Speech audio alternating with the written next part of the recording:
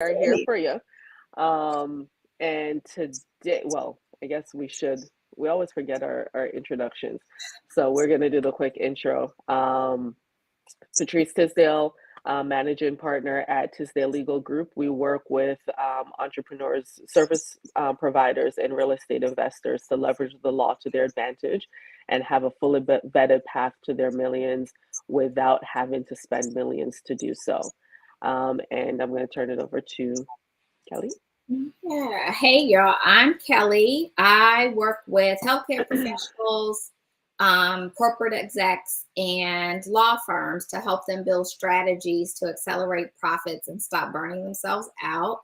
And we do this by taking on your bookkeeping and accounting and giving you tailored roadmaps for financial strategy.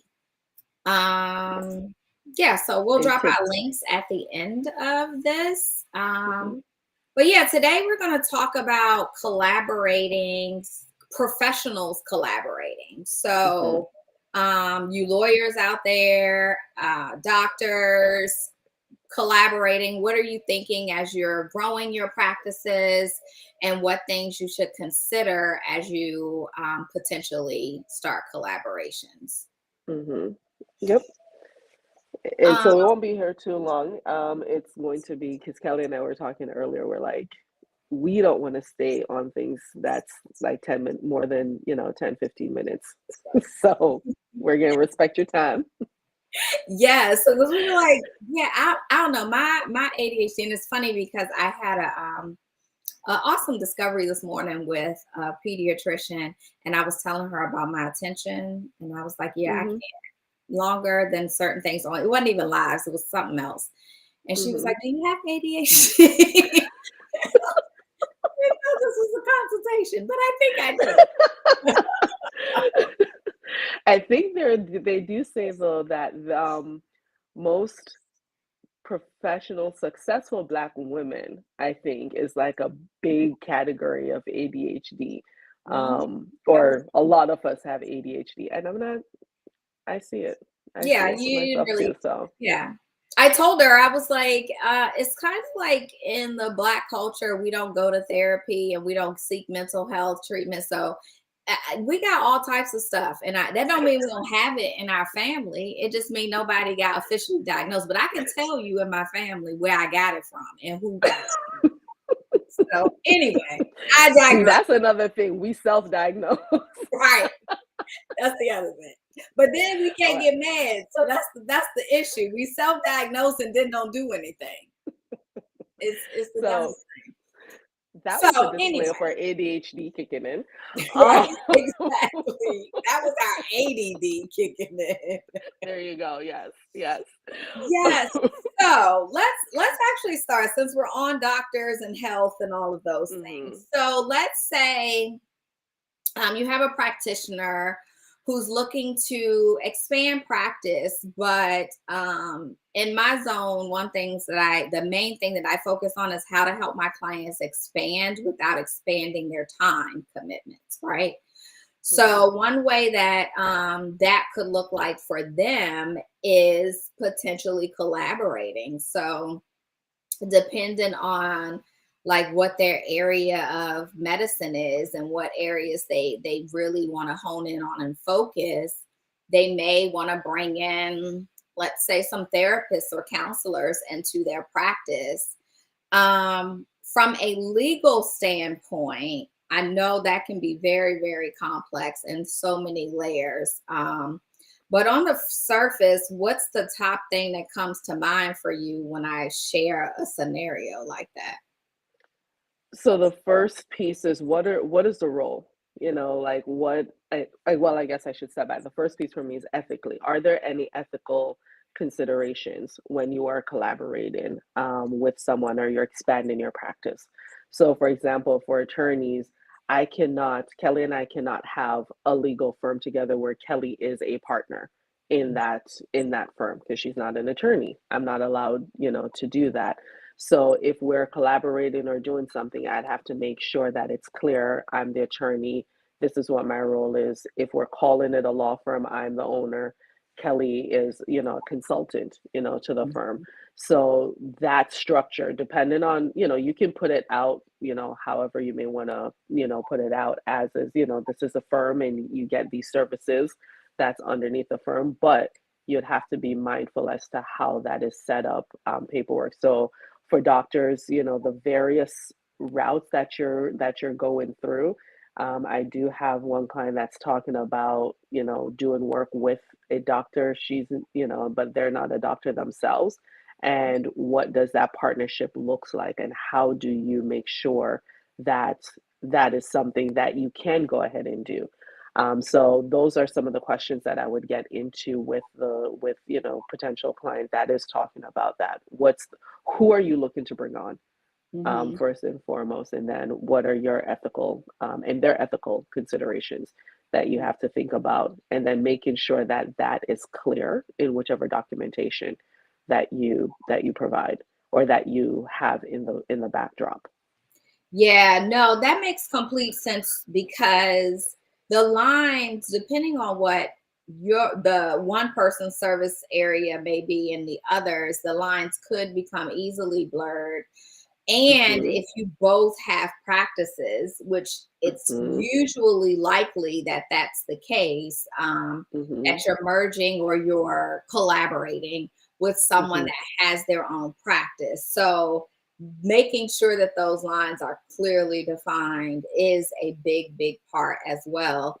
I would also add to that making sure that it's clear what areas will reap the financial benefits, or like what tasks or what types of referrals or what types of Mm-hmm. patients.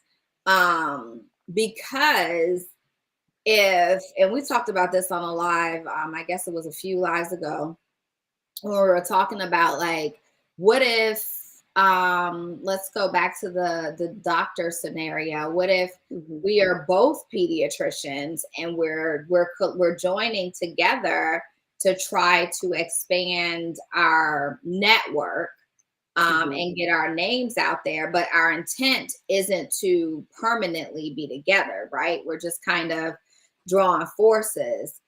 But then you need to clearly delineate, like you were saying, what's happening, what areas. But it's also important to clearly delineate like the channels of where people are coming from. If these people come from here, these are my clients directly and only, or if they come from here, these are joint clients. But Mm-hmm. clearly say how much you're going to reciprocate, like how much is going to be paid out between the two of you is key. And what happens when those payouts happen.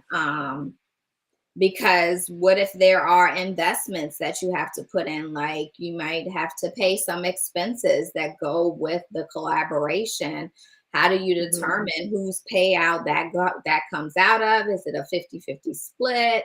Mm-hmm. It can get very complex. So what Patrice is saying from the beginning, you guys will hear a lot of times when we talk about collaborating, we're talking about when you're kind of testing the waters and you're not quite sure if this is going to work out yet. And you're just, especially for new people in entrepreneurship, so you don't have the money to invest in someone, a legal strategist like Patrice, to give you the guidance out of the door. But would you agree that a professional that's like in the law field, or a doctor, or any person of that status that's especially has established business, they need Mm-hmm. to do that much sooner They than, do. yeah. Yeah, they definitely do, because when you are at that status, it's not just, oh shit, I may end up losing money on this investment. Like, you got licenses to protect, right? Exactly. So whatever you're doing, making sure that there is a clear understanding, because if you get pulled before any disciplinary board for something that, someone else does, you need to know how to be able to be like, nah, I already had this discussion. This is already clear. So like, go ahead and leave me alone. because it doesn't take a whole bunch for someone to file a complaint with a board.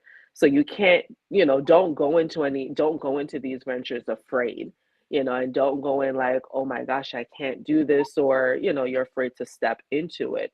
Step into it, but, in doing so, making sure that things are done, you're clear with what the roles are. Even if you aren't, as you just get started, as you're moving along, mark those lines, because there's things that's going to come up that you don't know, right? Yeah. You don't know if it's going to happen. So just having that clear communication with whomever you're going into partnership with, to say that, like, we're not going to tiptoe around each other. We're not, you're not going to be disrespectful in it, but you can have that clear conversation, like, hold up, we Mm, we ain't we ain't talk about this one, how we right. deal with it. um And that goes back to the handle this at the beginning while things are still great. Because, yeah, we want them to be great all the time, but stuff happens, right?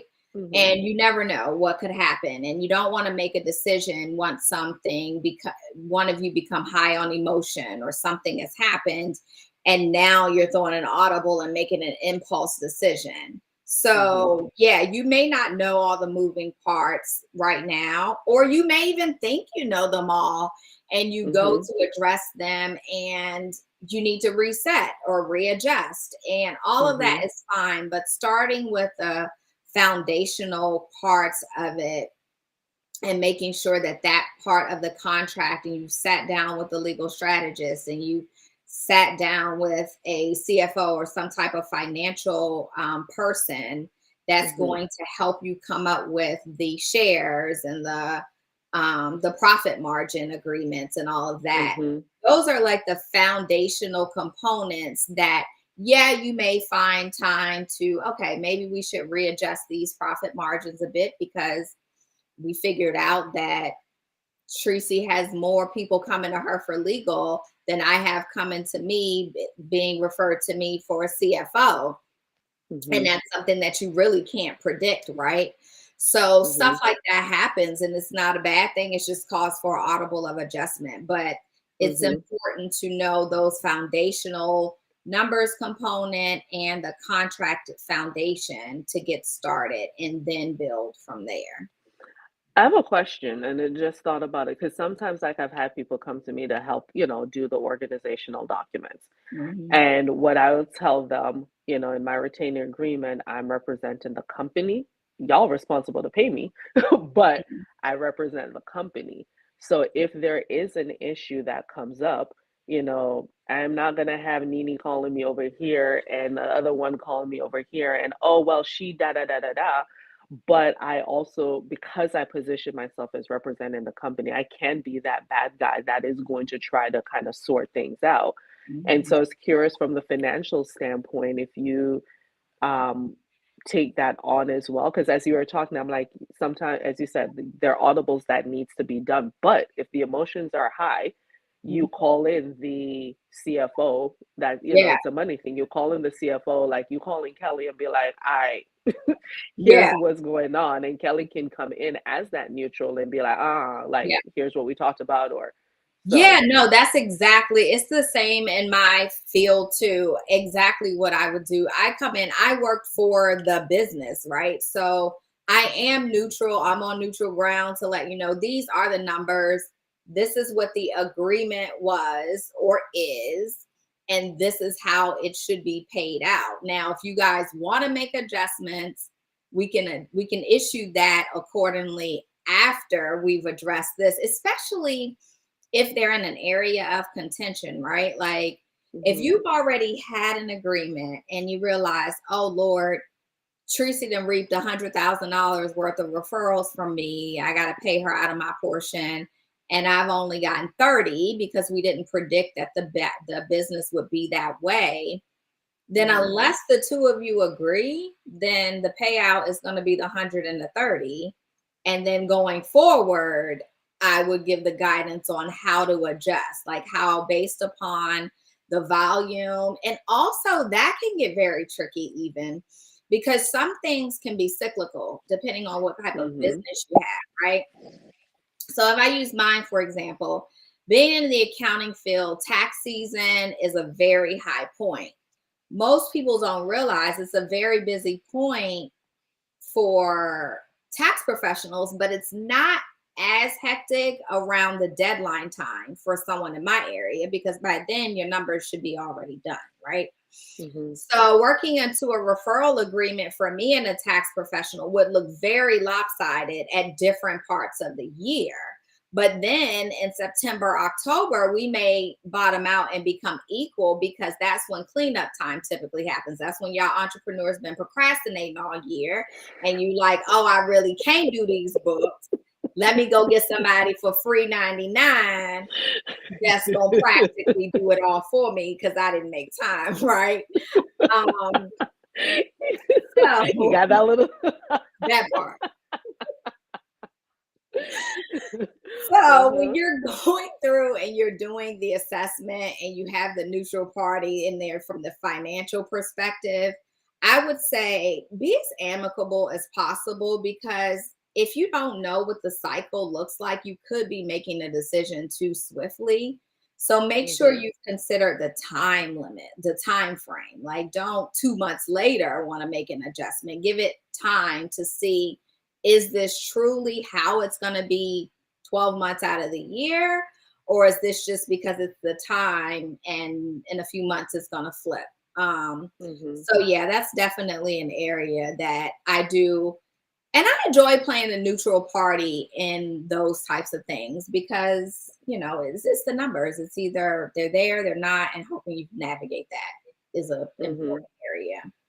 Mm-hmm. Yeah. And I think to that it goes to looking at the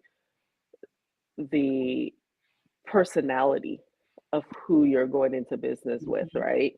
Because you're going to typically, as entrepreneurs, as anyone that's going to own their own company, there's going to be a certain level of domination, within you.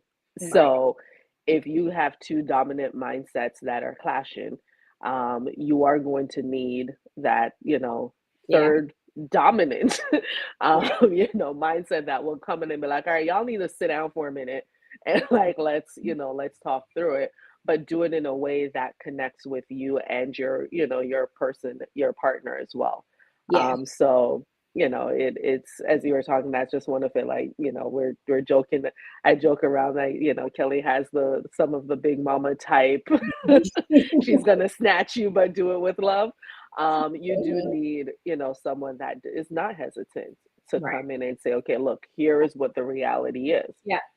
And y'all can go off in your corner, you can boo hoo hoo, you can cuss, you can throw, you can do whatever. But then, all right, how are we gonna move, going forward? And you want that type of person that you can do. I mean, that's life, right? You always want the Mhm, neutral friend or whatever you're navigating to. So it's the same in business. mhm. So yeah, I think we can just leave it there, because We we can can wrap it talk up. Yep. forever about collaboration. As always, y'all, if there are things you want us to talk on or questions, feel free to pop them in the comments of any of the lives or DM us Mhm, on any platform. We'll put mhm. our links in the comment section. Yes. And you can reach out to us either through DM or on our websites. Mhm. And I think that's it. So, Yep. Just to do the last wrap, you're going and look at your ethical considerations. What Mhm. are the roles? Who's playing what role? And as Kelly said, extremely importantly, what's the distribution going to look like? Yep. And what's your agreement with it? So Yep. Those those are three. three good basic starting points for Yep. professionals collaborating. So, all right, y'all. All We'll see right. you next week for another power collaboration session. Bye.